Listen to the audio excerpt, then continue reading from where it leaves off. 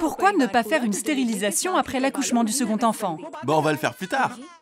Comme on ne veut plus d'enfants, pourquoi attendre? Si vous optez pour une stérilisation, vous allez économiser du temps et de l'argent.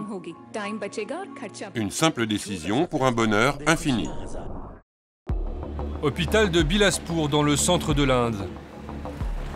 Un va-et-vient sinistre d'ambulances et de brancards qui ne semble jamais devoir s'arrêter. Poussez-vous. Écartez-vous. On y va. Elles sont des dizaines, ces femmes qui débarquent inconscientes aux urgences. 130 en tout. Certaines entre la vie et la mort. Le résultat macabre et scandaleux d'opérations de stérilisation à la chaîne qui ont mal tourné. Des opérations promues par le gouvernement qui tentent ainsi de contrôler la natalité du pays. Je suis passée en dernier. Il n'y avait plus de place par terre pour se coucher. Je ne pensais pas que ça se passerait comme ça. Elle a survécu, mais 13 autres sont mortes ici à l'hôpital, comme cette femme. La plupart laissent des enfants en très bas âge derrière elle. Ce petit bébé n'a plus de mère, sa grand-mère est complètement désemparée. Viens mon frère, viens vite nous chercher. Il s'est passé quelque chose d'horrible ici.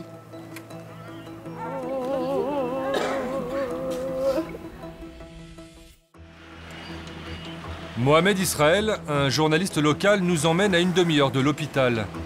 Là où ont eu lieu la majorité des stérilisations. Et on comprend tout de suite ce qui a pu se passer. C'est une clinique à l'abandon, non homologuée, sans hygiène. Tout est poussiéreux, sale.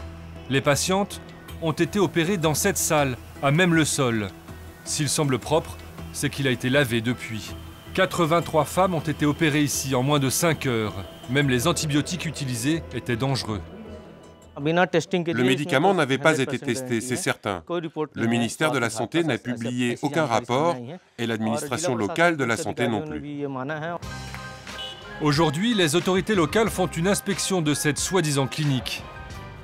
Dans le groupe, le docteur Pramod Tiwari, le numéro 2 de la santé publique du district, l'un des responsables des stérilisations tragiques.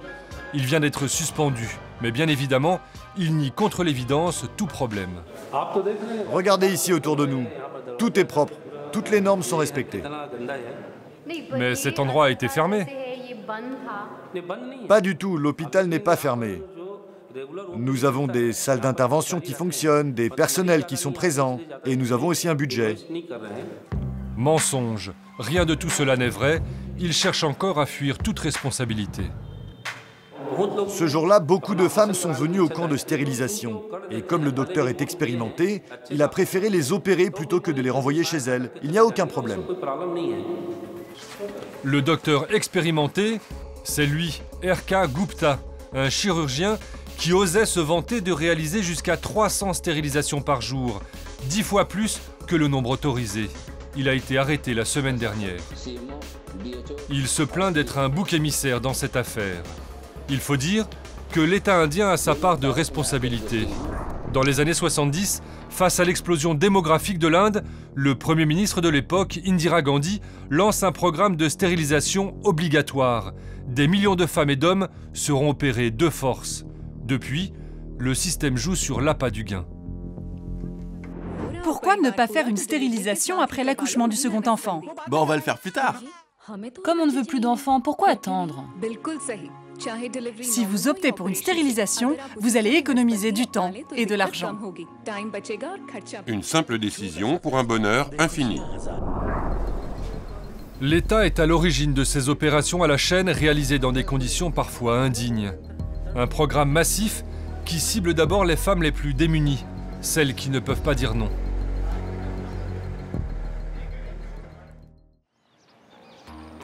Nous sommes au Rajasthan, un État très peuplé du nord de l'Inde. Dans ces campagnes pauvres, les femmes ont en moyenne plus de 3 enfants. Cible prioritaire pour les stérilisateurs de l'État, comme Nimla Kamlaï, un agent recruteur au service du gouvernement local. Bonjour, bonjour.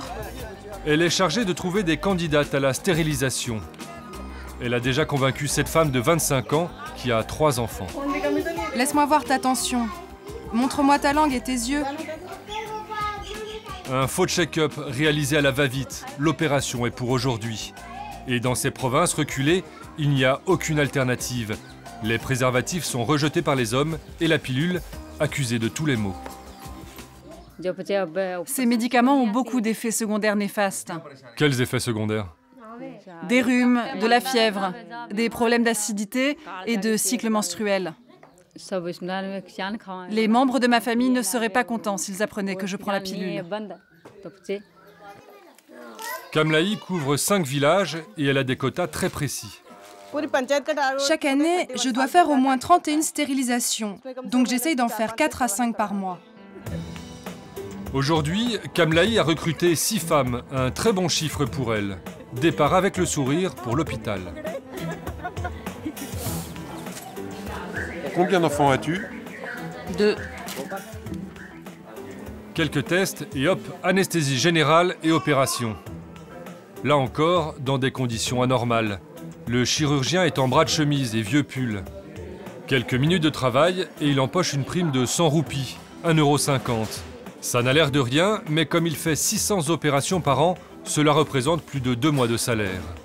Et le chirurgien n'est pas le seul à être payé. Kamlaï, l'agent recruteur, reçoit chaque année l'équivalent d'1 mois de salaire en plus.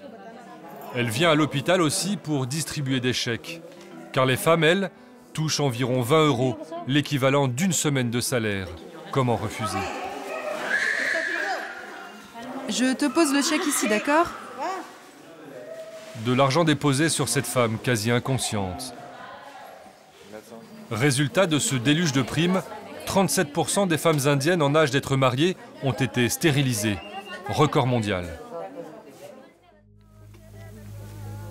Nous sommes maintenant à 5 heures de route de Bilaspur et de sa clinique de la honte. Dans ce village reculé vivent les Baïgas, une tribu en déclin démographique, théoriquement à l'abri des visées de l'État. Jour de deuil.